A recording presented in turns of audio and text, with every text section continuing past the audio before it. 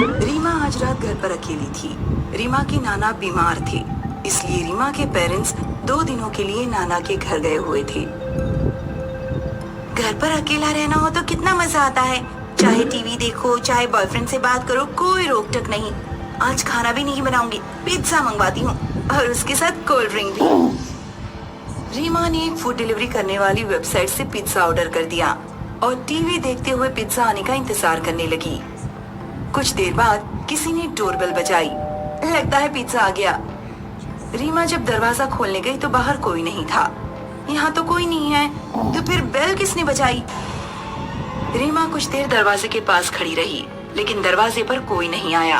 आखिर उसने दरवाजा बंद कर दिया। दरवाजा बंद करते ही घर की लाइट चली गई। ओह गॉड, ये लाइट को क्या हो गया? अब मैं टीवी भी नहीं देख पाऊंगी। रोहित को फोन करती हूँ।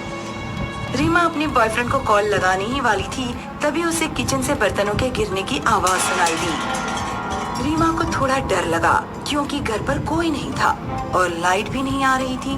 वो मोबाइल की फ्लैश लाइट चलाकर धीरे धीरे किचन की तरफ बढ़ी, लेकिन तभी किसी ने इतनी जोर से मेन गेट खटखटाया कि रीमा चौंक पड़ी। ऐसा लगा कि दरवाजा टूट ही जाएगा।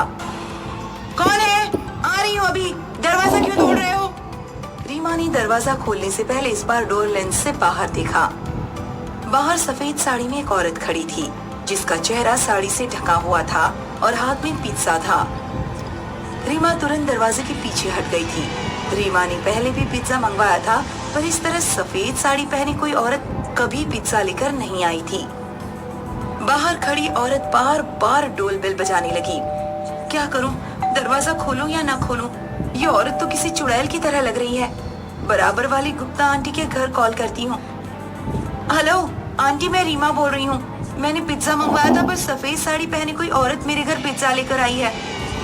मुझे डर लग रहा है। क्या आप अपना दरवाजा खोलकर जरा मेरे दरवाजे पर देखेंगी? घबराओ नहीं रीमा, मैं अभी देखती हूँ। गुप्ता आंटी अपने घर से बाहर निकली और रीमा के दरवाजे पर गई। रीमा डोर लेंस से बाहर देखने लगी। गुप्ता आंटी सफेद साड़ी पहने मुंह ढाक के खड़ी औरत से बोली, एक्सक्यूज मी, क्या आप यहाँ पिज्जा डिलीवरी करने आई हो? उस औरत ने कोई जवाब नहीं दिया और मूर्ति की तरह खड़ी रही।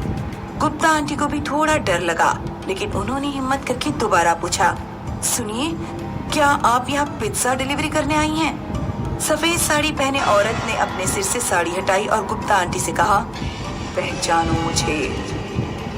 रीमा ने देखा कि औरत की शक्ल देखते ही गुप्ता आंटी के माथे पर पसीने की बूंदें छलक आई। औरत ने अपनी कमर से एक चाकू निकाला और गुप्ता आंटी के सीने पर लगातार चाकू से कई बार वार कर दिए। रीमा बुरी तरह घबरा गई, लेकिन उसने अपनी चीख नहीं निकलने दी। उसने मेन डोर पर एक भारी सी टेबल लगा दी और खुद को अंदर वाले कमरे में बंद करके अपने पापा को फोन किया। हेलो पापा, जल्दी घर आ जाइए। मैंने पिज्जा मंगवाया था। सफेद साड़ी में एक चुड़ैल पिज्जा लेकर आई है। उसने पड़ोस वाली गुप्ता आंटी को मार डाला है। रीमा फोन पर अपने पापा से बात कर रही थी, तभी उसे लगा कि चुड़ैल ने मेन गेट तोड़ दिया है। रीमा ने कमरे की फर्श पर लेटकर दरवाजे के नीचे से बाहर देखा। उसे चुड़ैल के पैर दिखाई दिए, जो उसी रूम की तरफ बढ़ रहे थे जिसमें रीमा बंद थी।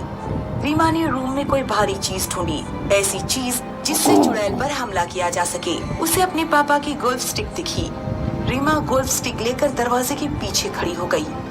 जैसे ही चुड़ैल कमरे में घुसी, रीमा ने गोल्फ स्टिक से चुड़ैल की गर्दन काट डाली, लेकिन चुड़ैल के धड़ ने अपना सिर उठाया और वापस छोड़ दिया। मैं पहले ही मर चुकी हूँ, अब मुझे मारने का कोई फायदा नहीं। कौन हो तुम और मेरे घर पर क्यों आई हो? तुमने गुप्ता आंटी को क्यों मार डाला? तू अपने मामा अर्पित को जानती है, जो कुछ साल पहले तक यहीं रहकर जॉब करता था। हाँ, अर्पित मामा को मैं जानती हूँ, वो भी बेंगलुरु में है। मैं पिज्जा डिलीवरी करने का काम करती थी।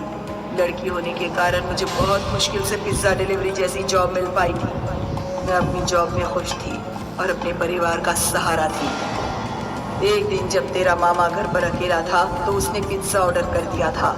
जब मैं पिज्जा डिलीवरी करने आई तो मुझे अकेला देखकर उसकी नीयत बिगड़ गई। उसने पिज्जा मेरे हाथ से लेते समय मुझे गलत तरह से छुआ तो मैंने उसे 2 थप्पड़ लगा दिए। तेरे मामा ने मेरी गर्दन पकड़ी, और पास में रखा शीशे का पॉट मेरे सिर पर दे मारा। मैं बेहोश हो गई तो तेरे मामा घबरा गए। उसे लगा कि मैं मर चुकी हूँ। घबराहट में वो मुझे घर के पीछे वाले गार्डन तक घसीटते हुए ले गया और उसने मुझे गार्डन में गाड़ दिया। गुप्ता आंटी का तेरे मामा से चक्कर चल रहा था। उसने भी मुझे गाड़ने में तेरे मामा की मदद की। इतना कहकर चुड़ैल गायब हो गई। रीमा तुरंत अपने गार्डन में गई और फावड़े से उसने पूरा गार्डन खोद डाला। वहाँ उसे एक कंकाल गड़ा हुआ मिला। रीमा सोच में पड़ गई कि क्या उसे अपने पेरेंट्स को सब कुछ बता देना चाहिए और अपने मामा को सजा दिलवानी चाहिए या फिर उसे अपने मामा को भाग्य पर ही छोड़ देना चाहिए। आपको क्या लगता है दोस्तों, रीमा को क्या करना चाहिए? हमें कमेंट करके जरूर बताएं। सतीश दिल्ली में एक सरकारी अस्पताल की एम्बुलेंस चलाता